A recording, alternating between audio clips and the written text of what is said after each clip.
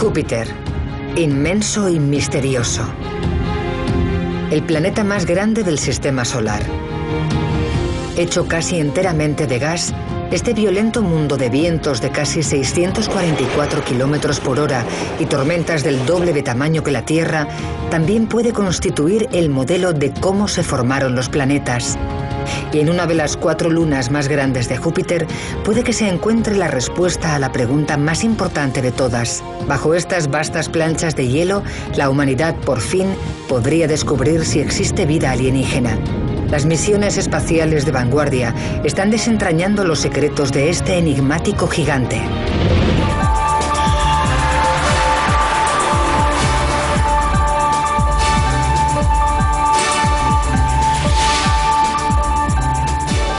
Ciencia al desnudo, Júpiter. En los últimos 50 años, las misiones espaciales nos han revelado mundos que nunca imaginamos que existían. Desde las montañas de Marte a los lagos de metano de Saturno. Sin embargo, hay un planeta que cautiva nuestra imaginación más que cualquier otro. El más grande de todos, Júpiter.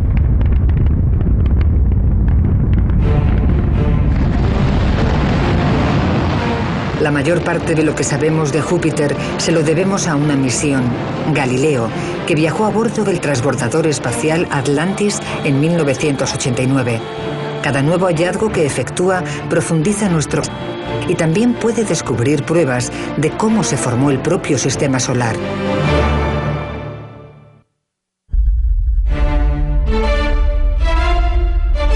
...11 veces mayor que la Tierra y, sin embargo, probablemente sin una superficie sólida.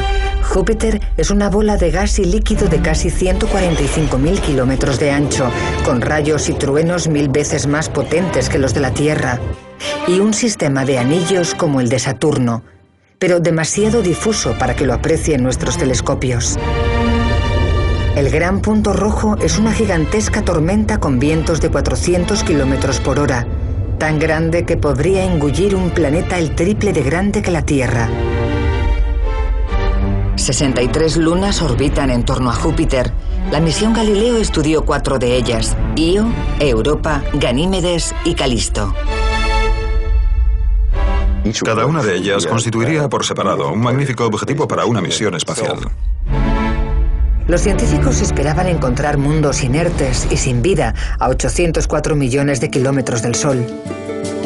Io, la luna más cercana a Júpiter, es ligeramente mayor que la luna de la Tierra. Pero Io no es inerte ni mucho menos. Enormes fumarolas de dióxido de azufre se elevan a cientos de kilómetros hacia el espacio. Tiene una superficie muy peculiar, de tonos rojos y amarillos. La han apodado la luna de pizza. Ganímedes, la luna más grande, es un mundo de cicatrices y nieve fangosa helada. Y Europa es la más misteriosa de todas.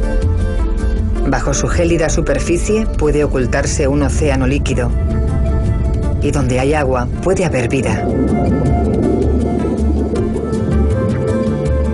Una nueva generación de sondas estaba preparada para explorar los misterios del sistema joviano: Juno, Europa Explorer y la sonda submarina Endurance.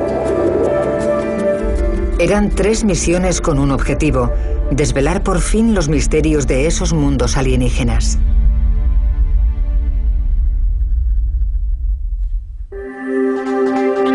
Antes de la Galileo, las misiones previas solo pudieron observar desde lejos. En los años 70 y a principios de los 80, el Pioneer y el Voyager nos ofrecieron atisbos tentadores de Júpiter y sus lunas, pero plantearon más preguntas de las que respondieron. ¿Cómo se formó Júpiter? ¿Qué generan sus tremendas tormentas? ¿Por qué sus lunas son tan activas geológicamente?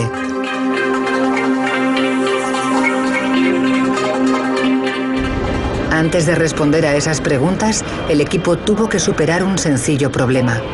La Galileo no era capaz de llevar combustible suficiente para llegar a su destino. Los ingenieros de la NASA necesitaban otra forma de llegar a Júpiter.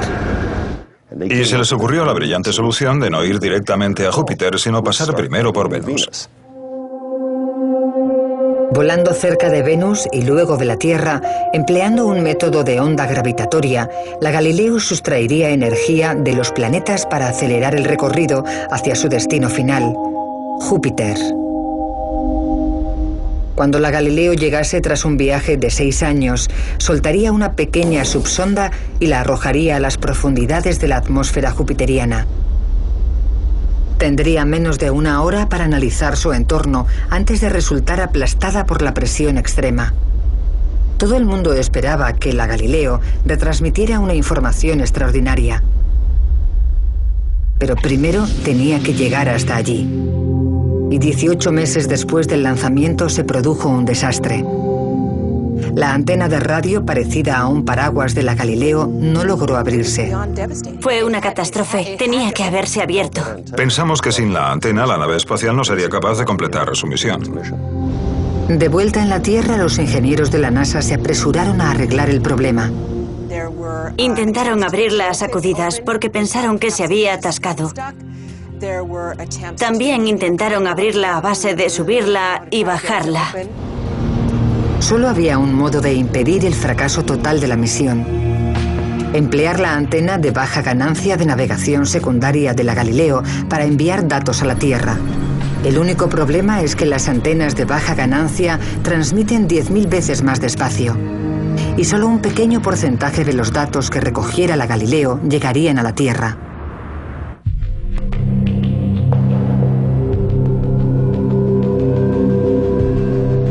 Cuando la nave espacial se acercaba al final de su viaje, coincidió con un enorme cometa en trayectoria de colisión con Júpiter. La Galileo se encontraba en la posición ideal para observarlo. Podía encontrar pistas de una de las preguntas más importantes sobre la historia de Júpiter: ¿cómo se creó? Hasta entonces, los científicos creían que Júpiter se formó con los restos del nacimiento del Sol, que era un planeta primigenio congelado en el tiempo. Si era así, Júpiter y el Sol tendrían una composición química muy similar. El impacto del cometa removería los elementos químicos bajo la superficie y permitiría analizarlos y comprobar si la teoría era cierta. Los científicos acabaron obteniendo mucho más de lo que esperaban. No podía creerme que fuésemos a tener la oportunidad de contemplar el choque entre dos cuerpos celestes del sistema solar. Tuvimos asientos de primera fila para un acontecimiento único. El cometa se llamaba Shoemaker-Levy 9 o SL9. David Levy formaba parte del equipo que lo descubrió. Iba a ser la primera vez en los anales de la historia que un cometa colisionaba con un planeta. Y no teníamos ni idea de lo que íbamos a aprender. Cuando llegó el día, todos los telescopios de las montañas y el espacio apuntaban al mismo punto en el cielo.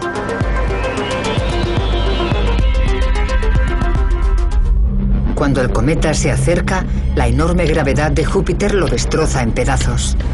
El planeta recibió el impacto de una veintena de fragmentos, algunos de 1,5 kilómetros de ancho. Los astrónomos de todo el mundo estaban a punto de presenciar algo asombroso. Los fragmentos cayeron uno tras otro. El mayor liberó una energía comparable a la de 300 millones de bombas atómicas y produjo una bola de fuego a más de 3.200 kilómetros de altura sobre las nubes de Júpiter. Cada fragmento produjo una nube de impacto bisierra y resultaban visibles en forma de manchas negras en el hemisferio sur de Júpiter.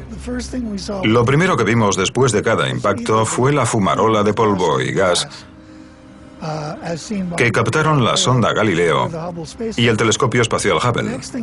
Después presenciamos la formación de una gran nube negra, sobre todo en el hemisferio sur de Júpiter.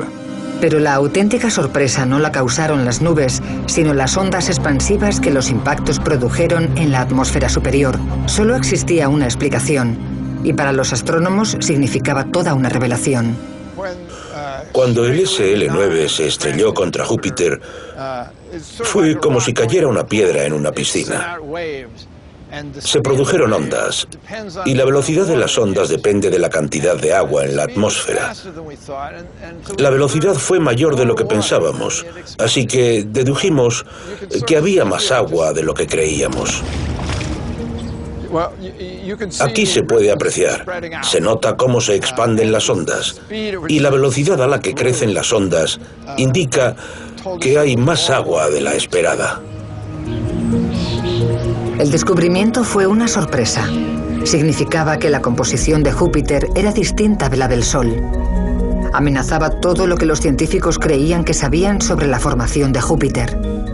Hacía falta una nueva teoría. La Galileo llegaría 17 meses más tarde para analizar de primera mano la composición química de Júpiter.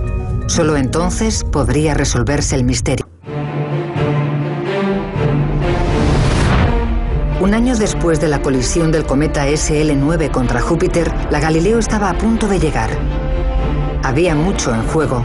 Los científicos ya sabían que Júpiter contenía 10 veces más de agua de lo que se creía y necesitaban encontrar una explicación totalmente nueva de la formación de ese extraño mundo.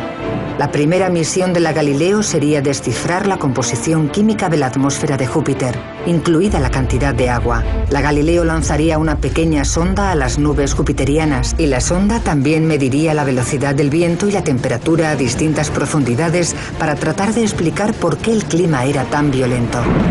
También respondería a la gran pregunta de si Júpiter era un primo lejano del Sol o algo totalmente distinto. El control de la misión detonó los 3 cerrojos explosivos y la pequeña sonda se separó de la Galileo. Su objetivo era penetrar en la atmósfera de Júpiter. Con la sonda de camino, la Galileo arrancó sus motores y cambió de trayectoria para situarse en órbita en torno a Júpiter. Las imágenes que tomaría serían 2000 veces más detalladas que cualquier otra imagen anterior. Pero 2 meses después se produjo un desastre. La cinta utilizada para grabar los vitales datos se atascó. Descubrieron que si la grabadora se movía demasiado rápido, la cinta acababa calentándose y se atascaba. Así que reorganizamos la misión para usar la grabadora a baja velocidad, con lo cual se captarían menos datos. Y si a eso le añadimos la limitación de la antena, la cantidad de datos y su velocidad de envío a la Tierra quedó muy afectada. El mal funcionamiento de la grabadora fue un golpe amargo. 5 meses después del lanzamiento de la sonda de la Galileo, el aparato estaba a punto de penetrar en la atmósfera de Júpiter para medir su agua y otros elementos. Tras el impacto del cometa SL9, los científicos se enfrentaban a la pregunta de cómo se había formado Júpiter. Tal vez la diminuta sonda podría proporcionarles la respuesta que aguardaban. La sonda tenía que entrar en la atmósfera jupiteriana en un ángulo exacto. Si se inclinaba demasiado, se quemaría. Y si se inclinaba demasiado poco, se hundiría como una piedra en el agua. Todo estaba calculado para que entrase en el ángulo exacto. Iba provista de un gran escudo de calor que la protegía. Hubo instantes de mucha tensión presenciando la penetración de la sonda. 2 minutos de frenado aerodinámico ralentizaron la sonda a la velocidad del sonido y se desplegó un paracaídas. Luego la sonda se quedó muda. Hay un periodo tras lanzar la sonda en el que no se pueden recibir señales de radio de la sonda a causa del tremendo calor que se genera cuando penetra en la atmósfera. A medida que la sonda descendía lentamente 200 kilómetros de atmósfera, recogía datos que enviaba primero a la Galileo y desde allí a la Tierra. Trató de medir todos los componentes químicos de Júpiter para saber de qué estaba hecho. El azufre, los gases nobles, neón, argón o kriptón, qué cantidad había de cada uno y si había agua. Mientras la sonda atravesaba la atmósfera jupiteriana, los científicos estaban convencidos de que encontrarían la capa de vapor de agua que reveló el cometa y que constituiría una pista vital sobre el origen del planeta. Yo incluso me atreví a predecirlo en una convención científica y aposté $10 a todos los asistentes a que la sonda encontraba cierta cantidad de agua. Pero en lugar de agua, la sonda flotaba entre gases etéreos. Había caído en una corriente hacia abajo, una zona seca entre nubes. ¿Dónde estaba el agua que esperaban encontrar? Júpiter debía tener tanto zonas secas como húmedas. Esto no era lo que se esperaban. Lo que descubrieron es que Júpiter tiene unas pautas meteorológicas a largo plazo, zonas que se mueven y cambian y que no sabían que estaban allí. El equipo de la Galileo contuvo la respiración. La prueba continuaba hundiéndose a mayor profundidad, pero seguía sin haber rastro de agua. Menos de una hora de grabación de datos estaba a punto de provocar una revolución en la comprensión de la formación de nuestro sistema solar. La sonda detectó una elevada proporción de elementos pesados como argón, criptón, carbono y nitrógeno, niveles el triple de altos de los registrados en el Sol. Son elementos que solo se condensan a temperaturas extremadamente bajas, temperaturas más bajas que las registradas en la posición de entonces de Júpiter. Nos enteramos de que la atmósfera de Júpiter estaba compuesta por elementos químicos presentes en materias muy frías del sistema solar exterior. Para los astrónomos, el descubrimiento fue un bombazo. La presencia de esos elementos significaba que Júpiter se formó de manera distinta que el Sol. Esa pequeña sonda, en una sola pasada, nos demostró que nuestras ideas sobre la formación de planetas estaban equivocadas. No sabíamos cómo se formaban los planetas ni comprendíamos el origen del sistema solar. Los descubrimientos de la pequeña sonda conmocionaron a la comunidad científica. Júpiter pudo formarse en la parte exterior del sistema solar, donde hace más frío, para después migrar a su actual posición. O tal vez fueron cometas o asteroides los que llevaron el agua hasta allí. Tras 58 minutos y antes de aclarar las preguntas, la sonda volvió a quedarse muda al arder en la atmósfera interior de Júpiter. La sonda les había proporcionado a los científicos información relevante sobre Júpiter, su atmósfera y cómo se formó. Pero la gran pregunta seguía sin respuesta.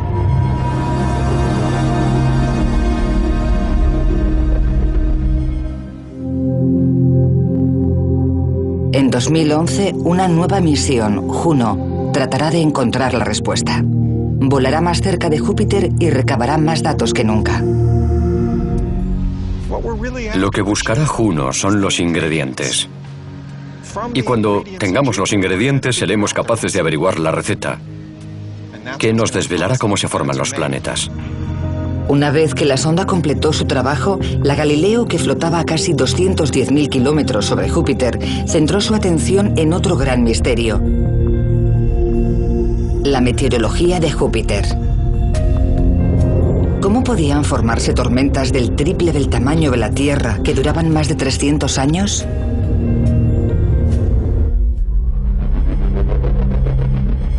El clima de Júpiter es un remolino de nubes giratorias, tormentas eléctricas y enormes vórtices parecidos a huracanes.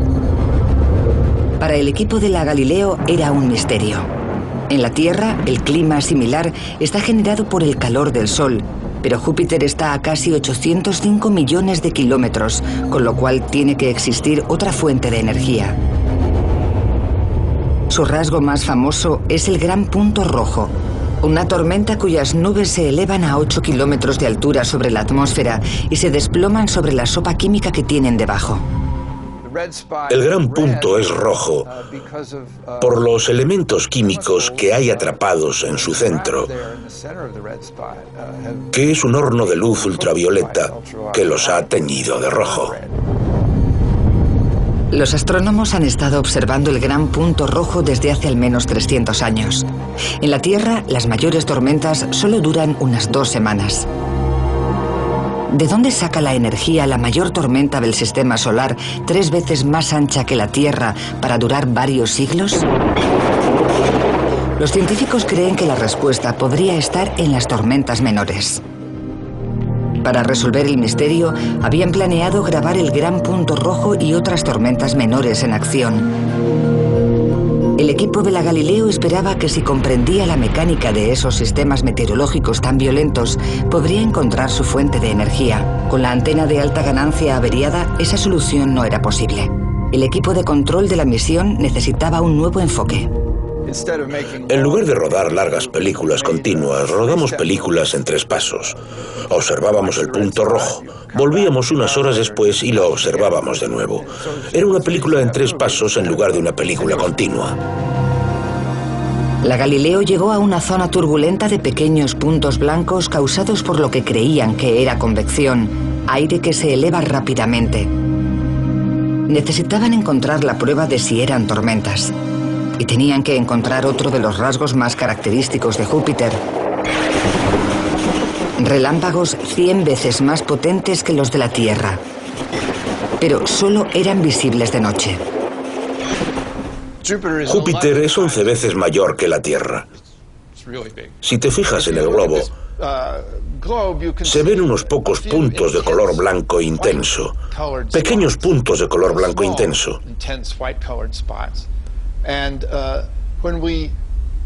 Y cuando das la vuelta y observas el lado nocturno, en los puntos blancos había relámpagos. Con lo cual, identificamos dónde se producen las tormentas. Tras identificar las tormentas, el siguiente paso era averiguar si los pequeños puntos blancos podían hacerse mayores. La Galileo se encontraba en la posición adecuada en el momento adecuado. Había unos óvalos blancos que se formaron en la década de 1930. 3 en total, que llevaban 60 años formados cuando de repente 2 de ellos se fusionaron. La Galileo vio cómo se fusionaban 2 óvalos para formar una tormenta más poderosa. 2 años después, el tercer óvalo también se fusionó, formando una gran tormenta en forma de cinturón bajo el gran punto rojo. Y para entonces se había ido tiñendo de color rojo y se parecía al gran punto rojo, aunque no era tan grande. Se le apodó el Punto Rojo Junior y la observación de su nacimiento podía ayudar a resolver el misterio de dónde obtenían la energía las grandes tormentas. Las tormentas de Júpiter son caníbales, se comen a las tormentas más pequeñas. Así es como se formó algo tan grande como el gran punto rojo. Es como la cadena alimenticia. El pez grande se come al pequeño y el pez pequeño se come al pez aún menor.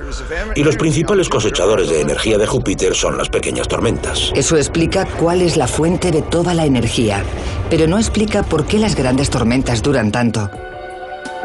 Las condiciones en Júpiter son tan turbulentas que las tormentas deberían acabar explotando. En la Tierra, los vórtices como los tornados pronto se extinguen, pero en Júpiter duran 12 años. Es el planeta que gira más rápido del sistema solar. Gira 22 veces más deprisa que la Tierra. Irónicamente, el científico John Arnold cree que el motivo de la estabilidad de las tormentas de Júpiter es su rápido giro. En los sistemas que rotan muy deprisa pueden durar mucho tiempo. Es sorprendente porque pensamos que deberían hacerse trizas, pero nunca lo hacen.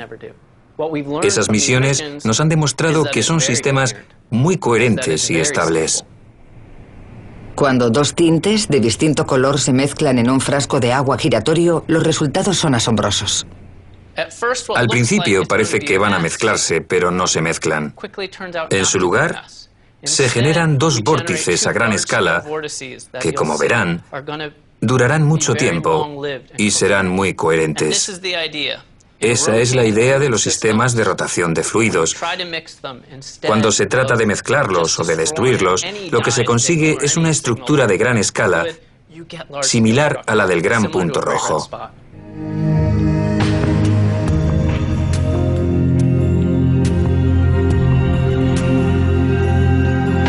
La Galileo reveló por qué algunas tormentas eran tan grandes y duraban tanto, pero los científicos seguían intrigados por la característica más distintiva de Júpiter, sus franjas paralelas rojas, blancas y marrones. Se asumía que unos colores eran gases que ascendían y otros gases que se hundían, pero la Galileo descubrió que tal vez no era cierto. Aunque la atmósfera de Júpiter tiene un grosor de cientos de kilómetros, solo la capa superior es visible. Allí los vientos soplan a gran velocidad en direcciones opuestas y arrastran por la superficie esos diseños multicolores. Las franjas de colores se asocian con el movimiento vertical. Algunas de ellas muestran movimientos ascendentes y algunas movimientos descendentes. Puede ocurrir que en una misma franja se produzcan movimientos ascendentes y descendentes, pero en distinto nivel. Hasta que la misión Juno de 2011 investigue la capa superior de la atmósfera de Júpiter, no se averiguará cómo gira el planeta.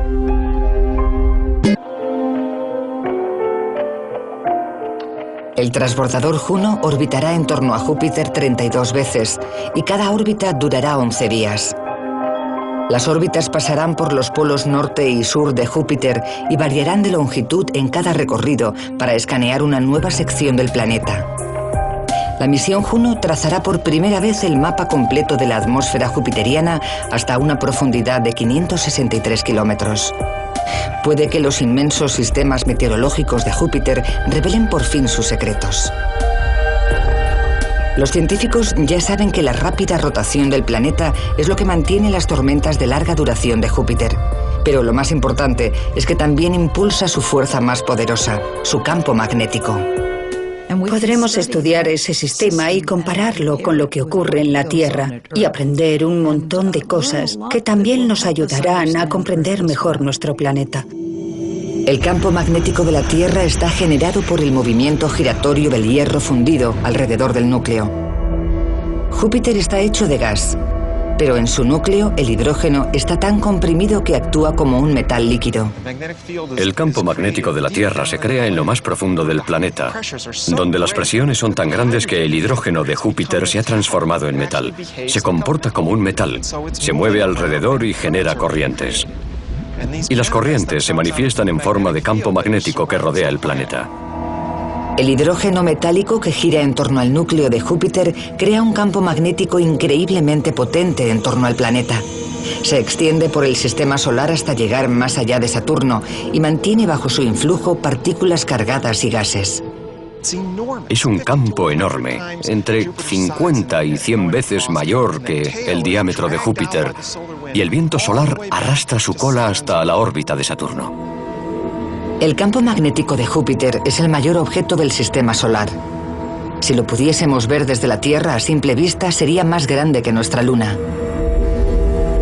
También es lo bastante fuerte como para desviar el flujo constante de azufre que emiten los volcanes de la Luna más cercana a Júpiter, Io. Ese material también se canaliza hacia los polos de Júpiter, creando una espectacular exhibición de luces. Al igual que la Tierra, Júpiter tiene luces del norte y del sur que se llaman auroras. La misión Juno analizará por primera vez las partículas cargadas y los campos magnéticos que dan origen a esos espectáculos de luz. Volaremos muy cerca, penetraremos en los cinturones de radiación y rodearemos el planeta. Atravesaremos volando las partículas cargadas que bombardean e iluminan la atmósfera con la aurora boreal.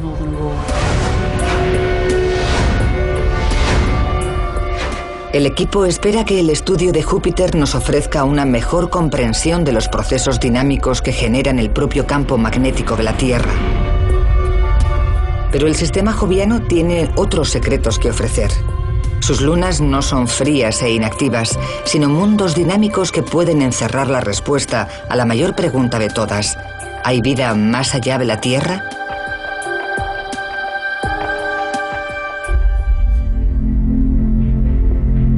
El sistema joviano es inmenso. 63 lunas orbitan en torno al planeta, algunas tan grandes como para ser planetas por derecho propio. También son un enigma. Los planetas pequeños y las lunas normalmente se enfrían más deprisa. ¿Cómo pueden estar tan calientes estas lunas y ser tan activas geológicamente? La respuesta también puede contener una pista sobre el santo grial de la ciencia. ¿Hay vida en otros mundos? Las 4 lunas mayores son Ganímedes, Calisto, Io y Europa. Cada una es profundamente distinta y encierra grandes sorpresas. Por cada vuelta que da Ganímedes, Europa da 2 vueltas e Io da 4. No es coincidencia que las lunas ejecuten esa maravillosa danza cósmica.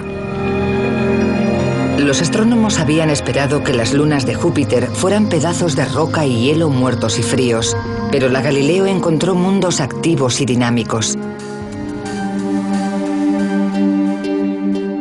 La primera parada fue la misteriosa Ganímedes, la mayor luna del sistema solar. Si girara en órbita en torno al Sol, en lugar de a Júpiter, los astrónomos la llamarían planeta. Estas imágenes de la NASA muestran sus montañas, valles, cráteres y flujos de lava congelados. El equipo descubrió algo extraordinario casi inmediatamente. El magnetómetro de la Galileo marcaba unas lecturas inesperadas. Me quedé abrumada por la prueba que tenía ante mí. Existía un campo magnético. Llegué a exclamar que no me lo creía. Ganímedes es la única luna del sistema solar con su propio campo magnético. Pero resulta desconcertante. La luna debería estar congelada de forma sólida, pero si Ganímedes tiene campo magnético, tiene que tener un núcleo fundido. El descubrimiento del campo magnético de Ganímedes profundizó el misterio de la formación de los planetas. Algo tuvo que ocurrir en el pasado de Ganímedes, algo catastrófico que calentó esa luna. La Galileo nos enseñó que Ganímedes era un mundo fascinante, un mundo que ha vivido una historia muy compleja, un mundo por derecho propio. Pero además de detectar un campo magnético ordinario en Ganímedes, la Galileo detectó un segundo campo variable. Nos indica que en Ganímedes probablemente existe un océano líquido. Los científicos sospecharon que el océano estaba enterrado bajo la corteza rocosa de la Luna. El equipo deseaba seguir investigando, pero la órbita de la Galileo implicaba que tenía que marcharse de Ganímedes y proseguir su trayectoria. Les aguardaban más sorpresas. La siguiente parada fue la luna más apartada de las 4 lunas mayores de Júpiter, Calisto, fría y rocosa, que también encerraba sus propios enigmas. Tiene el paisaje más antiguo y con más cráteres del sistema solar. Su superficie está marcada por las cicatrices de antiguos impactos de meteoritos. Los científicos se quedaron perplejos por los cráteres con extraños bordes brillantes. Parecía que el material oscuro de la superficie se había deslizado, dejando al descubierto un material más claro. En la Tierra nunca se había visto nada parecido. No sabíamos cuál era el material que se deslizaba ni por qué se deslizaba. Al examinarla de cerca, se convirtió en una luna mucho más interesante de lo que pensábamos. Aunque su superficie es gélida y está a casi 173 grados centígrados bajo cero, los datos de la Galileo sugerían que, al igual que Ganímedes, Calisto no podía estar congelada. Se detectó un campo magnético muy débil que indicaba que también podía haber un océano. Pero los datos eran confusos. Otros instrumentos a bordo de la Galileo sugerían que más de 200 kilómetros bajo su superficie, Calisto estaba hecho de una mezcla de roca, metal y hielo hasta llegar a su núcleo. Era otro misterio. La teoría más aceptada sobre la formación de lunas y planetas dice que deberían calentarse cuando el material del que están hechos se junta por primera vez. Entonces el calor debería separar la roca del hielo, pero lo raro es que en Calisto no había ocurrido así. Significaba que en realidad nunca se había calentado. Pero ¿cómo se crea una luna tan grande si no se calienta? Todavía no comprendemos lo que es Calisto. Como gran parte del sistema solar, Calisto plantea más preguntas de las que resuelve. Ni siquiera sabemos lo que ocurre en su interior, ni qué material recubre su superficie.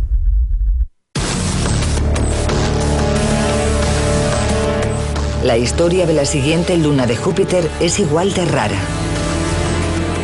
Io es del mismo tamaño de nuestra luna y es la luna más cercana a Júpiter de sus 4 grandes lunas.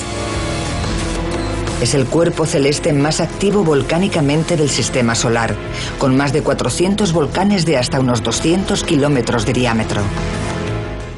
Sería extraordinario que pudiésemos contemplar la superficie de Io a vista de pájaro. Sus fumarolas tienen cientos de kilómetros de altura. Tiene enormes lagos de lava burbujeante y flujos de lava ardiente. Su superficie es muy extraña y tiene los mismos colores que una pizza de pepperoni. Los volcanes reconfiguran constantemente la superficie de Io. Las imágenes de la Galileo eran totalmente distintas de las enviadas por el Voyager 20 años antes. ¿Cómo puede cambiar tan dramáticamente un paisaje en tan corto espacio de tiempo? Los enormes cráteres aparecen y desaparecen. La causa de su desaparición parece ser las enormes fumarolas de gases ricos en azufre que se elevan a unos 322 kilómetros sobre la superficie. Concluimos que eran las fumarolas las que depositaban finos materiales sobre la superficie y acababan borrando los cráteres a lo largo del tiempo. Pero al igual que las demás lunas de Júpiter, encierra otro misterio mayor. Tanta actividad volcánica exige una gran cantidad de calor. Pero ¿de dónde procede? Io, que está a casi 805 millones de kilómetros del Sol, debería estar muy fría, pero claramente no lo está. ¿Podría ser la respuesta a la gravedad? El campo gravitatorio de Júpiter mantiene a Io en órbita, pero a medida que se mueve cruza la trayectoria de las otras lunas, cuya gravedad empuja a Io en dirección opuesta. Eso distorsiona la forma de Io, y esa distorsión genera el calor. Cuando las grandes lunas de Júpiter orbitan en torno al planeta, las empujan, tiran de ellas y las aplastan a lo largo de su recorrido. Y eso genera fricción, calor, que provoca el derretimiento de las rocas del interior de Io, que a su vez dan energía a sus volcanes. Esa energía provoca mareas en Io, igual que la Luna provoca mareas en los mares de la Tierra. Solo que en Io lo que se eleva es toda la superficie, a una altura de más de 91 metros. ¿Se imagina lo que pasaría en la Tierra, aquí en Los Ángeles, si la corteza del planeta se elevase 91 metros?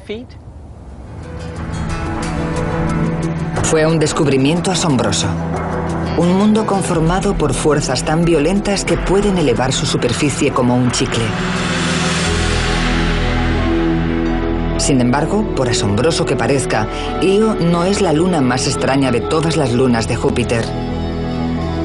La siguiente luna en el recorrido de la Galileo era Europa. Su superficie está recubierta de extrañas formas geológicas y pistas paralelas que cortan el hielo. Es un mundo helado con un secreto extraordinario. ¿Podría contener los ingredientes de la vida?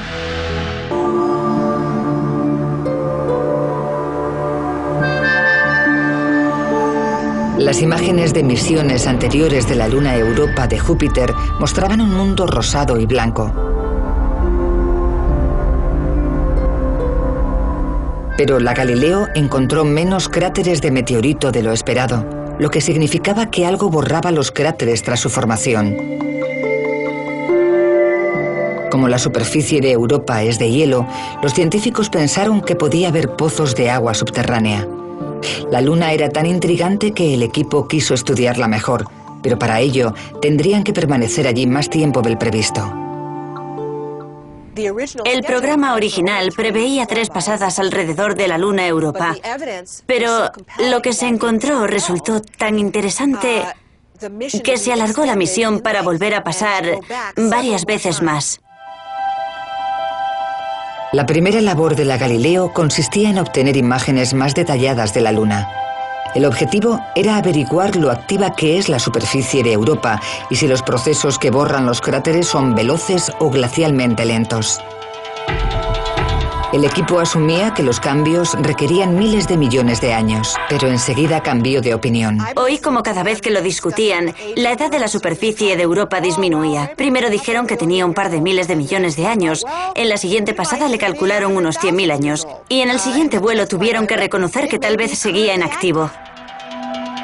Mientras medía el campo magnético de Europa, la Galileo desentrañó otro misterio. Cuando la Luna orbita en torno a Júpiter, su campo magnético cambia. Europa debe tener una capa conductora que permite que el campo magnético de Júpiter la atraviese. Solo hay una cosa que puede producir ese efecto, y es una gran sorpresa para el equipo de la Galileo. Interpretamos esas señales y concluimos que las producía un océano global bajo la superficie de hielo. Los científicos creyeron que el océano de Europa era enorme, Cubría todo el planeta y tenía una profundidad de casi 161 kilómetros, lo que lo convertía en la mayor superficie de agua del sistema solar. Si era cierto, el equipo tenía que enfrentarse a un problema fundamental. La temperatura de la superficie de Europa puede alcanzar los 93 grados bajo cero. ¿Por qué no se congela un océano tan lejos del Sol? Los astrónomos pensaron que el motivo era el mismo que produce los volcanes en Io. La gravedad de Júpiter expande y encoge la Luna, generando calor en su interior. Y ese calor mantiene la superficie en constante movimiento. Eso también explicaría algunos rasgos inusuales de Europa. Las imágenes de la Galileo mostraban riscos que cruzaban la superficie de Europa. Eran accidentes geográficos extraños que surcaban la superficie normalmente en parejas y con longitudes de hasta 1000 kilómetros. Esto es un risco con una depresión en medio y otro risco. Son accidentes geográficos muy raros que no tienen equivalente en la Tierra. Al principio, los riscos resultaban desconcertantes, pero a los investigadores pronto se les ocurrió una solución. El científico planetario Bob Papalardo reproduce el efecto en el laboratorio con bloques de hielo. Cuando Europa es flexionada por la gravedad de Júpiter, su superficie se comba, se resquebraja y fractura el hielo. Cuando lo exprimen y lo doblan, el hielo se desliza hacia adelante y hacia atrás por esas fracturas. Y cuando los bloques se mueven, uno junto a otro, pueden producir calor. Ese calor puede calentar el hielo a cada lado del bloque y el hielo calentado se eleva formando los extraños riscos que observamos. Son las huellas que parecen atravesar la tundra de Europa. La Galileo descubrió un mundo en constante movimiento con pruebas de la existencia de calor oculto bajo el hielo. Los flujos de material a la superficie demostraban la posibilidad de volcanes de hielo o géiseres. Unas manchas marrones rojizas se extendían por el hielo en las zonas donde se han abierto grietas y ha emergido material salado del interior. En la superficie de Europa se observaban pozos, manchas y cúpulas que podían estar relacionadas con la ascensión de masas de hielo cálido que se mueven por la corteza como lámparas de lava. El calor del interior de la Luna podía incluso producir surtidores hidrotérmicos en el mar. En la Tierra, los surtidores hidrotérmicos del lecho marino son puntos con gran abundancia de vida. Los datos de la Galileo también sugerían que hay dióxido de carbono congelado bajo la superficie de Europa, posiblemente procedente del océano subterráneo. Si era cierto, sería un hallazgo importantísimo, porque el CO2 es vital para la vida. ¿Significa que hay vida en Europa? Yo estoy en el bando de los que piensan que donde hay agua hay muchas posibilidades de que haya vida y materiales para la vida. Y en Europa parece que hay esos materiales y esa agua. Si buscamos y encontramos vida en el mar de Europa, sería un gran salto hacia la comprensión de si estamos solos en el universo o puede haber vida en otra parte. La búsqueda de vida es un cebo irresistible. Los científicos están desesperados por volver a Europa y a finales de la próxima década esperan lanzar una vanguardista misión para que orbite en torno a esa luna. El Europa Explorer dará los primeros pasos para responder a la mayor pregunta de todas. ¿Hay vida en otros mundos? Analizará el hielo de la superficie de Europa, así como su estructura, y buscará lugares por los que poder acceder algún día a su océano subterráneo. La principal herramienta del Explorer es el radar. Proporcionará a los científicos un mapa tridimensional de la corteza de Europa y revelará el grosor de esa capa de hielo. Sabremos a qué profundidad está el mar bajo la superficie, si es un mar global, lo hondo que es y lo gruesa que es la capa del océano. Son preguntas cruciales. Una vez que los científicos sepan lo grueso que es el hielo, el siguiente paso será averiguar cómo atravesarlo, lo que implicará una misión completamente nueva. Una sonda que no solo orbitará en torno a Europa, sino que aterrizará y explorará su océano subterráneo. El Endurance ya está trabajando en la Antártida. Es un submarino robotizado. el primero de una nueva generación de sondas submarinas que también pueden funcionar bajo el hielo. El objetivo es crear un vehículo que no necesite instrucciones desde casa. El Endurance tendrá que tomar decisiones él solo. Tal vez algún día un vehículo como este busque vida en Europa. Pero primero tendrá que atravesar el hielo. La gruesa capa de hielo solo se podrá derretir con una gran cantidad de energía. Aunque a la gente no le haga gracia, tal vez haya que recurrir a la energía nuclear para fundir el hielo, y aún así puede que se tarde semanas o incluso meses. Podríamos imaginarnos que será una nave espacial que aterrice y se abra paso bajo el hielo hasta el mar a base de fundirlo y luego explore lo que hay allí abajo. El descubrimiento de vida en otro planeta sería uno de los mayores hallazgos de todos los tiempos. Si hay vida en el océano de Europa, es posible que haya vida en cualquier otra parte donde exista un entorno rico en agua. Sería un descubrimiento asombroso.